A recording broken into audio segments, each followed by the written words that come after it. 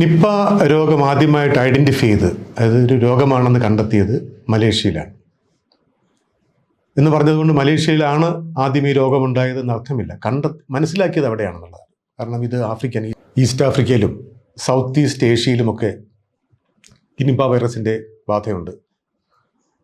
ഞാൻ ചിലപ്പോഴൊക്കെ ഈ നിപ്പ വന്നതിന് ശേഷം ഞാൻ പണ്ട് എൻ്റെ അമ്മമ്മയെന്ന് കേട്ട ചില കഥകൾ ഞാൻ ആലോചിച്ചപ്പോൾ, പണ്ട് എൻ്റെ അമ്മമ്മ പറയും, നമ്മുടെ കാവുകളിലേക്ക് നമ്മൾ കയറരുത്. കാവുകളിൽ കയറി കഴിഞ്ഞാൽ എപ്പോഴോ കാവിൽ കയറിയ ഒരു മനുഷ്യൻ പനി പിടിച്ച് രക്തം ഛർദ്ദിച്ച് മരിച്ചു, ഭ്രാന്തനെ പോലെ ആയി രക്തം ഛർദ്ദിച്ച് മരിച്ചു എന്നൊരു കഥ എൻ്റെ അമ്മമ്മ എന്നോട് പറഞ്ഞിട്ടുണ്ട്. ഞാൻ പിന്നെ ആലോചിച്ചിട്ടുണ്ട്, ശരി, അത് ഒരു പക്ഷേ നിപ്പായെ പോലെ എന്തെങ്കിലും അസുഖമായിരിക്കും. കാരണം നമ്മുടെ കാവുകളിലാണല്ലോ ഈ വവ്വാലുകളൊക്കെ ഉള്ളത്.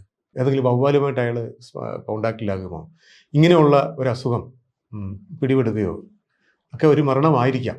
പക്ഷെ അത് അന്ന് ദേവീകോപം കാവിനകത്ത് കയറി ഇപ്പോൾ ഉണ്ടായിട്ടുള്ള സർപ്പകോപമായിട്ടോ ദേവീകോപമായിട്ടോ ഒക്കെയാണ് നമ്മൾ മനസ്സിലാക്കിയത്. വസൂരിയ നമ്മളൊരു കാലത്ത് അങ്ങനെയാണല്ലോ, അത് ദേവിയുടെ കോപമായിട്ടാണല്ലോ. അപ്പോൾ നിപ്പ ഒരുപക്ഷെ മലേഷ്യയിൽ 1990-കളിലാണ് കണ്ടുപിടിച്ചതെങ്കിലും അതിനു മുമ്പേ തന്നെ ഈ രോഗം വന്നിരിക്കണം. കാരണം ഇത് ബേസിക്കലി ഇതൊരു തലച്ചോറിനെ ബാധിക്കുന്ന ഒരു അസുഖമാണ്. നമ്മുടെ പേവിഷബാധ പോലെ, പേവിഷബാധയും തലച്ചോറിനെ ബാധിക്കുന്ന. പേവിഷബാധ വന്നാൽ അറിയാം, ആളിങ്ങനെ ചുഴലിയുണ്ടാകാം, പരസ്പര ബന്ധമില്ലാതെ സംസാരിക്കാം, ഇങ്ങനെയാണ്. അപ്പോൾ ഈ രോഗത്തിൻ്റെ ലക്ഷണവും അതിൽ നിന്ന് കുറച്ച് വ്യത്യസ്തമാണ്. ഇത് നിപ്പ വന്നു കഴിഞ്ഞാൽ ആദ്യം പനി ഉണ്ടാകും, ഛർദിലുണ്ടാകും. അപ്പം ഞാൻ ആദ്യം നിപ്പ കേരളത്തിലുണ്ടായ 2018-ലാണ്. ആ സമയത്ത് അന്നുണ്ടായിരുന്ന രോഗികളുടെയൊക്കെ രോഗലക്ഷണം എന്ന് വെച്ച് കഴിഞ്ഞാൽ ആ രോഗികൾ തന്നെ പറയും, എനിക്ക് എന്തോ എന്നെ ബാധിച്ചിരിക്കുന്നു, ഇതുവരെ ഉണ്ടായ പനിയെ പോലെയല്ല, എനിക്കെന്തോ ബാധിച്ചിരിക്കുന്നു. അപ്പോൾ അതുവരെ നമുക്ക് തോന്നാത്ത ഒരുതരം പനി, ഒരുതരം അവസ്ഥ. ഉദാഹരണമായിട്ട് നമുക്ക് നമ്മുടെ ഈ ആദ്യത്തെ നിപ്പ സമയത്ത് മരിച്ചുപോയ ഒരു സിസ്റ്റർ ലിനിയുണ്ട്. ലിനിയെ ആശുപത്രിയിലേക്ക് കൊണ്ടുപോകുമ്പോൾ ലിനിയുടെ അമ്മ അടുത്തുണ്ടായിരുന്നു. അപ്പോൾ അമ്മയെ ഇവർ അടുത്തോട്ട് വരാൻ സമ്മതിക്കത്തില്ല. അമ്മ അടുത്തേക്ക് വരണ്ട, എന്നെ പിടികൂടിയിരിക്കുന്നു എന്നാണ് അവർ പറഞ്ഞത്. എനിക്കത് മനസ്സിലാവുന്നില്ല. എന്നെ എന്തോ പിടികൂടിയിരിക്കുന്നു, അമ്മയിലേക്ക് ഒരു പക്ഷേ പകരും, അതുകൊണ്ട് വരണ്ടെന്ന് പറഞ്ഞു. അപ്പോൾ ഈ രോഗിക്ക് തന്നെ അറിയാം ഇത് അതുവരെ അനുഭവിക്കാത്ത തരത്തിലുള്ള ഒരു പനി, ശരീരവേദന, തലവേദന, ഛർദിൽ, ഓർക്കാനം ഉണ്ടാകുക, ഡ്രൗസിനെസ് അതായത് മയക്കമുണ്ടാകുക, ചിലപ്പോൾ സീസസ് ഉണ്ടാകാം, ചുഴലി പോലെയുള്ള ഇതുണ്ടാകാം. പിന്നെ തലച്ചോറിനെ ബാധിക്കുന്ന ഒരു എൻകഫലൈറ്റിസ്, തലച്ചോറിൻ്റെ മൊത്തം ടിഷ്യൂവിനെ ബാധിക്കുന്ന ഒരു എൻകഫലൈറ്റിസ് ആയതുകൊണ്ട് പരസ്പര പെരുമാറ്റത്തിൽ വ്യത്യാസം ഉണ്ടാകുക, ബിഹേവിയർ ചേഞ്ച് ഉണ്ടാകുക, അങ്ങനെയൊക്കെയുള്ള കാര്യങ്ങളാണ്. പരസ്പര ബന്ധമില്ലാതെ സംസാരിക്കുക, ഭയങ്കര ടയേർഡ്നെസ്, ക്ഷീണമുണ്ടാകുക, ശരീരം അനക്കാൻ വയ്യാത്ത രീതിയിലാകുക. ഇങ്ങനെയാണ് ഇപ്പോൾ ആദ്യം പനിയായിട്ട് തുടങ്ങി അവസാനം ഈ രോഗിക്ക് വളരെ ഈ തരത്തിലുള്ള കഠിനമായ രോഗലക്ഷണങ്ങളിലേക്ക് അത് വരുന്നതാണ് ഈ രോഗത്തിൻ്റെ സ്വഭാവം. അപ്പോൾ ഇതൊരു അന്ന് വരെ ഇല്ലാത്തൊരു അസാധാരണ രോഗമാണ്. ഇത് മലേഷ്യയിലെ ഈ നിപ്പ എന്ന ഗ്രാമത്തിൽ ഇതാദ്യം പ്രത്യക്ഷപ്പെടുന്നത് അവിടെ പന്നി വളർത്തുന്ന കർഷകരിലാണ്. അപ്പോൾ ആദ്യം എന്താണ് ഈ അസുഖം എന്ന് മനസ്സിലായില്ല. ഈ പനി വന്ന ആൾക്കാരെല്ലാം മരണമടയുകയാണ്. വലിയ മരണനിരക്ക് 10-70, അസുഖം വന്നതിൽ 10-70% ആൾക്കാർ മരണമടഞ്ഞു. അപ്പോൾ ഇത് ആദ്യം മനസ്സിലാവുന്നില്ല. പിന്നീട് ദീർഘനാളത്തെ ഒരു 10-14 വർഷത്തോളമുള്ള ഒരു ഗവേഷണത്തിലൂടെയാണ് ഈ രോഗം നിപ്പയാണ്, ഇതൊരു വൈറസാണ് എന്ന് തിരിച്ചറിയുന്നത്. 1999-ലാണ് ഈ രോഗം തിരിച്ചറിയുന്നത്.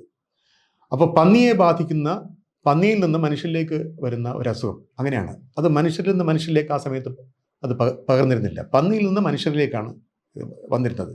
ബേസിക്കലി ഈ നിപ്പ എന്ന് പറയുന്നൊരു സൂണോട്ടിക് ഡിസോർഡർ എന്ന് വെച്ച് കഴിഞ്ഞാൽ മൃഗങ്ങളിൽ നിന്ന് മനുഷ്യരിലേക്ക് വരുന്നൊരു അസുഖമാണത്. അങ്ങനെയാണ് സൂണോട്ടിക്. മൃഗങ്ങളിൽ താമസിക്കുന്ന ഒരു വൈറസ്. വവ്വാലും ഒരു മൃഗമാണെന്നറിയാമല്ലോ, ശരിക്കും പറക്കുന്ന മൃഗം. അപ്പോൾ ആ മൃഗത്തിൽ നിന്ന് മനുഷ്യരിലേക്ക് വ്യാപിക്കുന്ന അസുഖങ്ങളാണ് സൂണോട്ടിക് ഡിസീസ് എന്ന് പറയുന്നത്. അപ്പോൾ പന്നികളിൽ ഈ വൈറസ് ഉണ്ടായി, പന്നികളിൽ നിന്ന് മനുഷ്യരിലേക്ക് പ്രവേശിച്ചു. പക്ഷെ പന്നികളിൽ ഈ വൈറസ് എങ്ങനെ വന്നു? അപ്പോൾ അതിൻ്റെ അന്വേഷണത്തിൻ്റെ ഭാഗമായിട്ട് അവർ സർവിലൻസ് സ്റ്റഡീസ് നടത്തിയപ്പോൾ അവരുടെ നിഗമനം ഇങ്ങനെയാണ്. അതായത് മലേഷ്യയിൽ നിന്ന് കുറേ ദൂരെയുള്ളൊരു പസഫിക് ദ്വീപാണ് സുമാട്രയിൽ വലിയ തോതിൽ വനനശീകരണം ഉണ്ടായപ്പോൾ അവിടെയുള്ള വവ്വാലുകൾ ഈ വനത്തിൽ നിന്ന് ഈ മലേഷ്യയിലുള്ള ഈ പറയുന്ന പന്നി ഫാമുകളുടെ അടുത്തേക്ക് വന്നു. എന്തുകൊണ്ട് പന്നി ഫാമുകളുടെ അടുത്തേക്ക് വവ്വാല് വന്നു? കാരണം ഈ വവ്വാലുകൾ, നിപ്പ വൈറസിനെ ശരീരത്തിൽ വഹിക്കുന്ന വവ്വാലുകൾ പ്രത്യേകതരം വവ്വാലുകളാണ്. പഴം തിന്നുന്ന വവ്വാലുകളാണ്. വവ്വാലുകൾ ഒരുപാട് തരത്തിലുണ്ട്. അതിൽ പഴം തിന്നുന്ന വവ്വാലുകൾ ഒരു പ്രത്യേക വിഭാഗമാണ്. ഇവിടെ ശരീരത്തിലാണ് ഈ നിപ്പ വൈറസ് കാണുന്നത്.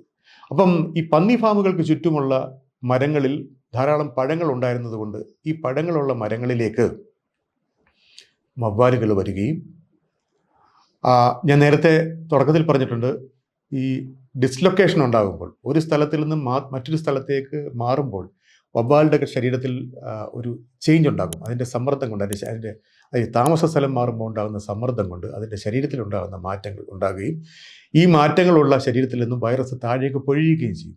അങ്ങനെ വവ്വാലിൻ്റെ ശരീരത്തിൽ നിന്നും ഈ വൈറസ് പന്നികളുടെ ശരീരത്തിലേക്ക് പ്രവേശിക്കുന്നു. പന്നികളിൽ നിന്ന് അത് പന്നികളെ നോക്കുന്ന കർഷകരിലേക്ക് അത് പോയി. ഇതാണ് ആ വൈറസിൻ്റെ യാത്ര ഇങ്ങനെയാണ്. അപ്പോൾ ഇത് കണ്ടെത്തിയത് നിപ്പ എന്ന സ്ഥലത്തായതുകൊണ്ട്, ഈ പന്നി ഫാമുകൾ നിപ്പ എന്ന പ്രദേശത്തായതുകൊണ്ടാണ് ആ പ്രദേശത്തിൻ്റെ പേരിൽ അത് അറിയപ്പെട്ടത്. അതിനുശേഷം ഇത് പിന്നെ റിപ്പോർട്ട് ചെയ്യുന്ന ഒരു പ്രധാനപ്പെട്ട സ്ഥലം ബംഗ്ലാദേശാണ്. നമ്മുടെ ബംഗ്ലാദേശിലും ഈ പശ്ചിമ ബംഗാളിൻ്റെ കുറച്ചടുത്ത സ്ഥലങ്ങളിൽ അവിടെ ഇത് ഉണ്ടാകുന്നത്. പിന്നീട് അവിടെ ഇതുപോലെ തന്നെ രോഗമുണ്ടായി. അസാധാരണമായ രോഗം, മനസ്സിലാവുന്നില്ല. ഒരു 10-28 പ്രാവശ്യം ആ രോഗം റിപ്പീറ്റ് ചെയ്തു. അതിനുശേഷമാണ് അവരൊരു നീണ്ട ഒരു സ്റ്റഡി നടത്തിയിട്ട് ഇത് വരുന്നത് അവിടെ ഈ പാം ട്രീസ് ഉണ്ട്, ഈ പന പോലത്തെ പനങ്ങൾ ഉണ്ടാക്കുന്ന സ്ഥലമുണ്ട്. അപ്പോൾ ഈ പനങ്ങളിൽ കുടിക്കാനായിട്ട് വവ്വാല് വരും.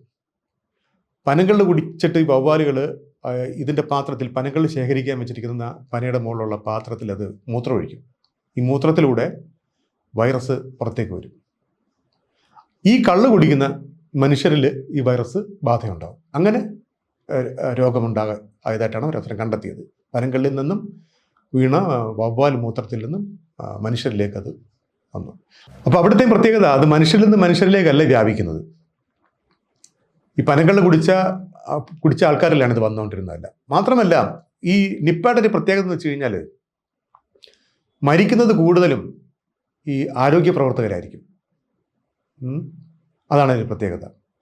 ആദ്യകാലത്ത് മരിച്ചതെല്ലാം, ഈ മലേഷ്യയിലെ കാര്യം എടുത്താലും നമ്മുടെ ഈ ബംഗ്ലാദേശിലെ കാര്യം എടുത്താലും, ആരോഗ്യ പ്രവർത്തകരും ഈ രോഗികളുമായി അവസാന സമയത്ത് പരിചരിച്ച ആൾക്കാരുമാണ് ധാരാളമായിട്ട് മരിച്ചിരുന്നത്. അതും ഏതാണ്ട് 70% അന്നത്തെ മരണനിരക്ക്. രോഗമുണ്ടായ 100 പേരിൽ 70 പേര് മരിച്ചുപോയി.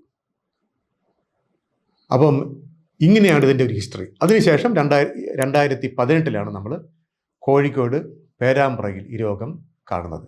നമ്മൾ ബംഗ്ലാദേശ്, അത് കഴിഞ്ഞിട്ട് ഇന്ത്യയിലേക്ക് വരുമ്പോൾ, ഇന്ത്യയിൽ ആദ്യം ഇത് പശ്ചിമ ബംഗാളിലാണ്. ബംഗ്ലാദേശ് തൊട്ട് അടുത്തുള്ള സിലിഗുരി എന്നുള്ള സ്ഥലത്താണ് ഇത് ആദ്യം നമ്മൾ ഐഡൻറ്റിഫൈ ചെയ്യുന്നത്. അപ്പോൾ ഈ നിപ്പയുടെ ഒരു പ്രത്യേകത, നിപ്പ ഇപ്പോൾ ലോകാരോഗ്യ സംഘടന ഇപ്പോൾ എബോളയൊക്കെ പോലെയുള്ളൊരു അസുഖം, അതുപോലെ ആ ഒരു കാറ്റഗറിയിൽപ്പെട്ട ഒരു എമർജിങ് ഇൻഫെക്ഷൻ, കഠിനമായിട്ടുള്ള മരണനിരക്ക് കൂടിയ ഒരു എമർജിങ് ഇൻഫെക്ഷനായിട്ടാണ് ഇപ്പോൾ കരുതപ്പെടുന്നത്. അതുകൊണ്ടത് രോഗം പൊട്ടിപ്പുറപ്പെട്ട് കഴിഞ്ഞാൽ വളരെയധികം അതിൻ്റെ സർവൈലൻസും പഠനങ്ങളും ഒക്കെ ഗംഭീരമായിട്ട് നടക്കും.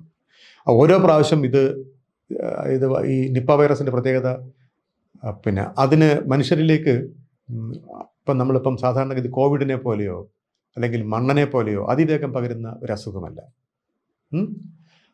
പകരാൻ ശേഷി കുറഞ്ഞ ഒരു അസുഖമാണ്. പക്ഷേ അടിക്കടി നമുക്ക് ഈ രോഗം പകരുന്നൊരു സിറ്റുവേഷൻ ഉണ്ടാകുകയാണെങ്കിൽ, അടിക്കടി പൊട്ടിപ്പുറപ്പെടുന്ന സിറ്റുവേഷൻ ഉണ്ടാകുകയാണെങ്കിൽ, മറ്റ് അണുക്കളെ പോലെ വളരെ വേഗം വ്യാപിക്കാനുള്ള, മനുഷ്യ ശരീരത്തിലേക്ക് കയറാനുള്ള ഒരു കഴിവ് ഈ രോഗാണു പിൽക്കാലത്ത് നേടിയെന്ന് വരാം. അതുകൊണ്ട് വളരെ ശ്രദ്ധയോടുകൂടി കൈകാര്യം ചെയ്യുന്ന ഒരു പുതിയതായി ഉണ്ടായി വരുന്ന ഒരു രോഗബാധയായിട്ടാണ് നമ്മൾ ഇന്ന് നിപ്പയെ കാണുന്നത്.